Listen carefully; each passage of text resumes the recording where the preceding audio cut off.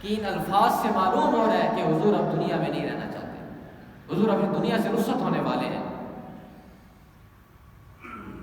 انہوں نے حضرت ابوبکر صدیق نے فرمایا یا رسول اللہ میری جان بھی آپ پر قربان ہو، میرے مال بھی آپ پر قربان ہو، ہم سب کچھ آپ پر صدقہ کرنے کے لیے تیار ہیں، لیکن آپ ایسا نہ کہیں۔ رونے لگ گئے۔ اس کے بعد حضرت ابو سعید خدری رضی اللہ عنہ فرماتے ہیں کہ حضور علیہ السلام اس دفعہ آخری دفعہ ممبر پر کھڑے ہوئے تھے، اس کے بعد گھر تشریف لے گئے، اس کے بعد کبھی واپس نہیں آئے، پھر ممبر پر نہیں ٹھہرے، کیونکہ اس کے بعد حضور علیہ السلام اس دنیا سے رخصت ہو گئے۔ اسی طرح جب حضور علیہ السلام اس دنیا سے پردہ فرما گئے، صحابہ کرام اتنے مشکل کے حالت میں تھے، پریشانی کے حالت میں تھے، جنہوں نے سب سے پہلے ان کو دلاسا دیا وہ حضرت ابوبکر صدیق ہیں۔ حضرت ابوبکر صدیق رضی اللہ عنہ نے پوری امت کو جمع کیا اور ایک جماعت کے طور پر ان کو کھڑا کر کے لوگوں کے سامنے دین میں کمی نہیں آنے دی۔ جس طرح رسول اللہ صلی اللہ علیہ وسلم نے اس دین کو چلایا تھا اور دین کے جو احکامات بتائے تھے اسی کے مطابق حضرت ابوبکر صدیق نے حضور کے بتائے ہوئے دین پر عمل کر کے آپ نے ان احکامات کو اور اسلام کے اس نظام کو آگے پھیلایا۔ حضرت ابوبکر صدیق یہ تو ان کا رسول اللہ صلی اللہ علیہ وسلم نے ان کو صدیق کا لقب عطا فرمایا تھا۔ جب انہوں نے معراج کی تصدیق کی، جب سارے انکار کر رہے تھے، جو اقرار کر رہا تھا اسے ابوبکر صدیق کہتے ہیں، جب سب انکاری تھے جو اقراری تھا اسے ابوبکر صدیق کہتے ہیں۔ لوگوں نے کہا کہ اے صدیق تیرا یار کہتا ہے، تیرا دوست کہتا ہے کہ میں راتوں رات معراج پر گیا اور میں نے ساتوں آسمان کراس کر کے میں نے جنت کی سیر کی، میں نے دیگر انبیاء علیہ السلام سے ملاقات کی، کیا یہ ہو سکتا ہے کہ ایک رات میں بندہ جائے اور واپس بھی آ جائے؟ ابوبکر صدیق نے پوچھا یہ کون کہتا ہے؟ انہوں نے کہا آپ کا دوست حضرت محمد صلی اللہ علیہ وسلم فرماتے ہیں۔ انہوں نے کہا اگر انہوں نے کہا ہے تو پھر سچ ہے۔ یہ انہوں نے تصدیق کی، اس بنیاد پر ان کو صدیق اکبر کا لقب عطا فرمایا۔ ایک اور حدیث کے اندر ارشاد فرماتے ہیں کہ حضور صلی اللہ علیہ وسلم نے فرمایا کہ کسی کے مال نے مجھے اتنا نفع نہیں دیا، کسی کے مال نے مجھے اتنا نفع نہیں دیا جتنا صدیق اکبر کے مال نے مجھے نفع دیا۔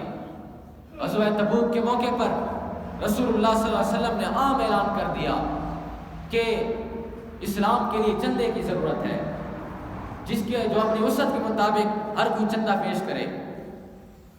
حضرت عمر رضی اللہ عنہ کوشش فرمایا کرتے تھے کہ میں کسی طرح ابوبکر صدیق سے آگے نکل جاؤں، ان سے آگے نکلوں۔ تو انہوں نے فرمایا کہ آج کل تو میرے پاس بہت زیادہ مال ہے۔ حضرت عمر نے فرمایا اب میں صدیق اکبر سے آگے نکلوں گا۔ تو وہ گھر گئے، دیگر صحابہ کرام بھی مال لے کے آئے۔ حضرت عثمان نے تو پوری جنگ کا ساز و سامان، اسلحہ، گھوڑا، تلوار سارا کچھ پیش کیا۔ حضرت عمر رضی اللہ عنہ گھر گئے، گھر کا آدھا سامان لے آئے اور حضور کی خدمت میں پیش کر دیا، اور یہ سوچ رہے تھے کہ آج تو میں صدیق اکبر سے آگے نکل جاؤں گا۔ لیکن انہیں معلوم نہیں تھا بھائی صدیق کا رتبہ بلند ہے، صدیق کی شان بلند ہے، صدیق کے ساتھ کوئی نہیں مل سکتا۔ حضور کے بعد جسے حضور خود مسلح پہ کھڑا کریں، اگر اس کے بعد کوئی اور ہوتا تو اس کو کھڑا کرتے۔ صدیق کی فضیلت یہ تھی۔ حضرت عمر نے فرمایا آج تو میں صدیق سے آگے نکل جاؤں گا۔ جب ساروں نے مال پیش کر دیا، صدیق اکبر بھی اپنے گھر کا سارا مال لے کے آ گئے، حتیٰ کہ سوئی بھی نہیں چھوڑی۔ جب آ کے حضور کے قدموں میں رکھا تو رسول اللہ صلی اللہ علیہ وسلم نے یہ نہیں پوچھا کہ کتنا مال لے کے آئے ہو۔ حضور نے ایسا سوال کیا، حضرت عمر سے پہلے پوچھا ما خلف، تو پیچھے کیا چھوڑ کے آیا؟ یہ کہا پیچھے کیا چھوڑ کے آیا؟ حضرت عمر نے فرمایا یا رسول اللہ آدھا مال چھوڑ کر آیا ہوں اپنے گھر والوں کے لیے اور آدھا آپ کی خدمت میں لے کے آیا۔ صدیق اکبر سے پوچھا بھائی تو کتنا مال پیچھے چھوڑ کے آیا ہے؟ انہوں نے کہا اللہ کی قسم میں اللہ اور اس کے رسول کے علاوہ اور کچھ نہیں چھوڑ گیا، سب کچھ اٹھا کے حضور کے قدموں میں پیش کر دیا۔ اسی بنیاد پر حضرت عمر فرمایا کرتے تھے کہ میں نے جتنا کوشش کی کہ صدیق اکبر سے آگے نکل جاؤں، میں آگے نہیں نکل سکا۔ صدیق اکبر میں چاہتا ہوں میری سارا کچھ لے لیا جائے اور صدیق اکبر کی 2 نیکیاں مجھے دے دی جائیں ایک وہ نیکی جو غار میں حضور کو کندھوں پہ اٹھا کر لے گئے تھے اور اپنے کپڑوں سے اس سوراخ کو بند کیا تھا اور ایڑی پر اس درد کو بھی سہا تھا. حضرت عمر فرماتے ہیں ابو بکر صدیق مجھے یہ نیکی دے دے. دوسرا کہ جب حضور علیہ السلام اس دنیا سے رخصت ہو گئے اور آپ نے اسلام کے نظام کو منظم رکھنے کے لیے زکوٰۃ کے منکرین کے خلاف جو قدم اٹھایا اس پر جو آپ کو نیکی ملی وہ بھی نیکی حضرت عمر اس کے طلبگار تھے. اب حضرت صدیق اکبر نے سارا مال پیش کر دیا ہے. سارا مال پیش کرنے کے بعد حضرت ابو بکر صدیق نے اپنے جسم پر ایک ٹاٹ کا لباس پہن لیا ہے, ایک سادہ لباس پہن لیا ہے اور ان کو گانٹوں سے سی دیا ہے. جبرائیل آ گئے, یا رسول اللہ کہ صدیق نے آج ایسا لباس کیوں پہنا ہوا ہے, یہ کون سا لباس ہے؟ انہوں نے حضور علیہ السلام نے فرمایا کہ اس نے سب کچھ دین کی راہ میں قربان کر دیا, اب اس کے پاس اور کچھ نہیں بچا, یہی لباس تھا جو اس نے پہن لیا. تو اللہ تعالیٰ جبرائیل علیہ السلام گئے, اللہ تعالیٰ نے فرشتوں کو بھی حکم دے دیا صدیق نے ایسا لباس پہنا ہوا تم بھی ایسا لباس پہنو, اور آ کے پیغام دیا جبرائیل علیہ السلام نے ابو بکر سے کہہ دو کہ اللہ تجھ سے راضی ہو گیا. دنیا میں ان کو اللہ رب العزت نے رضی اللہ عنہ برضوان کا ٹکٹ دے دیا.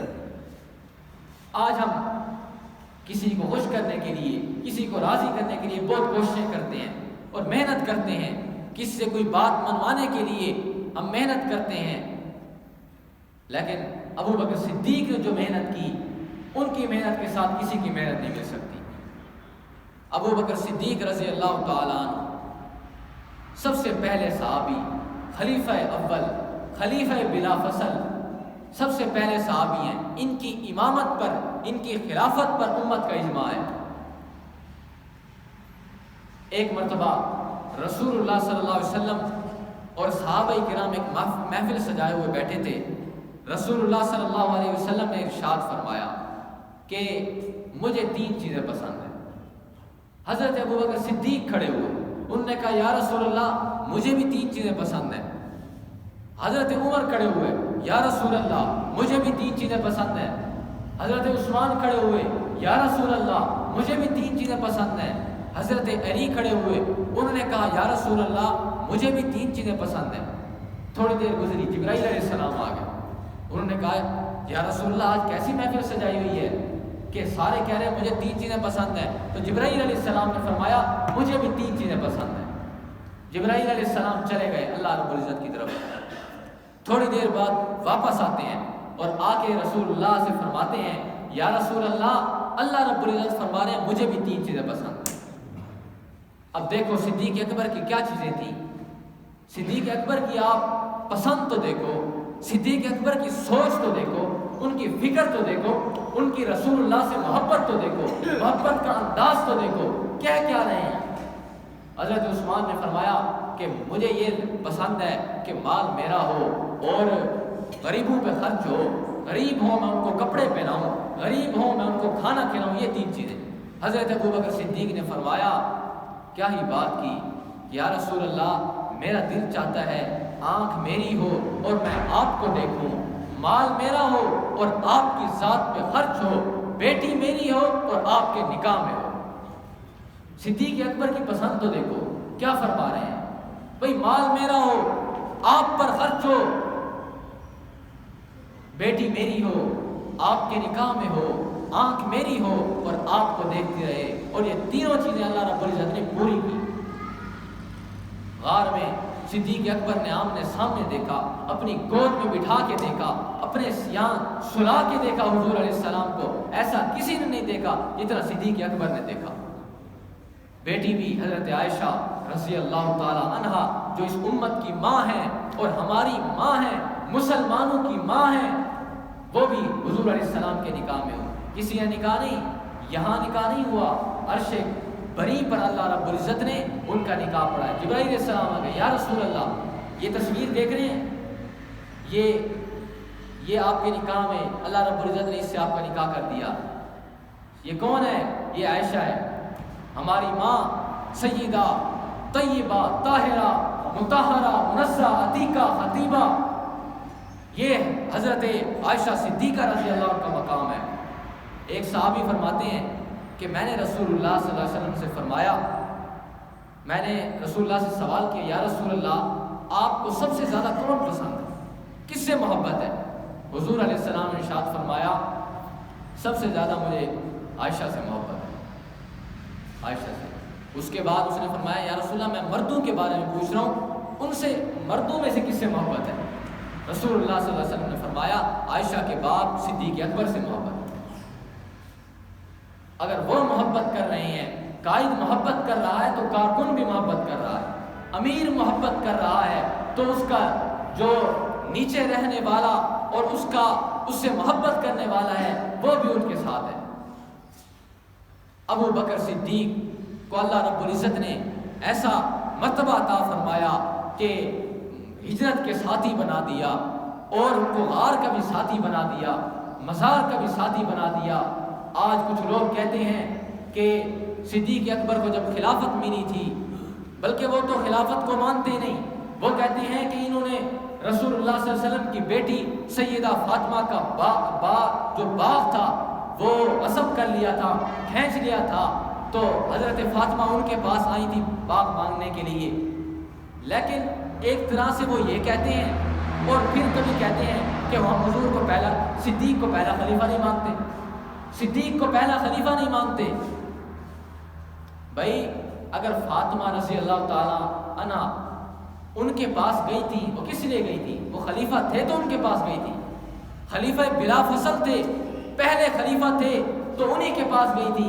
اپنا مقدمہ ہمیشہ امیر اور قاضی کی طرف لایا جاتا ہے، اس بادشاہ کی طرف لایا جاتا ہے، کسی اور دوسرے کی طرف نہیں لایا جاتا۔ اگر حضرت علی پہلے خلیفہ ہوتے تو حضرت فاطمہ ان کے پاس جاتی، وہ حضرت ابوبکر صدیق کے پاس آئیں۔ معلوم ہوتا ہے کہ خلیفہ بلا فصل کون ہے؟ صدیق اکبر۔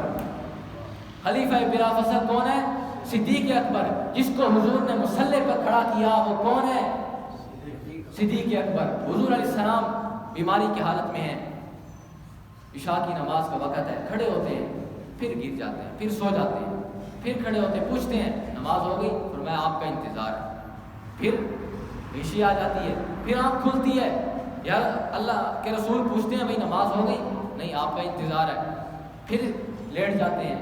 عشاء اتنی ہے، جب چنانچہ کئی بار ایسا ہو گیا تو آخر کار رسول اللہ صلی اللہ علیہ وسلم نے حکم دے دیا کہ مرو ابا بکر فلیصلی بالناس، ابو بکر کو کہو کہ میرے مصلی پر امامت کرے،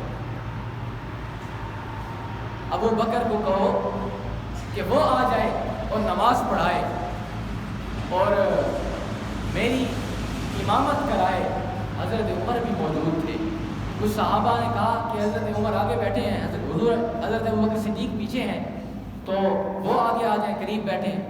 تو حضور علیہ السلام نے فرمایا نہیں، اللہ رب العزت کی طرف سے یہی حکم آیا ہے کہ حضرت ابوبکر صدیق نے مصلی پہ کھڑا ہونا ہے۔ جس طرح ان کی خلافت ان کو اللہ رب العزت نے دی اور تمام صحابہ کرام نے اس پر اجماع کیا اور ان کی خلافت کو تسلیم کیا، کسی نے انکار نہیں کیا، ہمیں بھی چاہیے کہ ہم ان کی خلافت کا اقرار کریں۔ 22 جمادی الثانی کو خلیفہ اول، خلیفہ بلا فصل سیدنا صدیق اکبر رضی اللہ تعالی عنہ کا یوم وفات ہے۔ ہم نے خود بھی یاد کرنا ہے اور اپنے گھر جا کے بھی بتانا ہے، اپنے بچوں کو بھی بتانا ہے کہ یہ پہلے خلیفے کا یوم وفات ہے، اس پر ہم نے کیا کرنا ہے، ان کی سیرت ہمیں کیا بتا رہی ہے، ان کی زندگی ہمیں کیا بتا رہی ہے کہ اسلام کے اوپر خرچ کرنا چاہیے، کہ رسول اللہ سے محبت کرنی چاہیے۔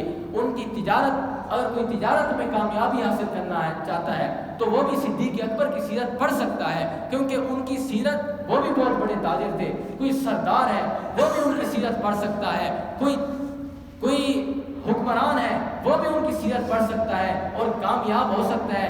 کس طرح انہوں نے اپنی بصیرت سے رسول اللہ صلی اللہ علیہ وسلم کے دیے گئے احکامات سے ان کا فیصلہ کیا اور اس دین کو منظم رکھا۔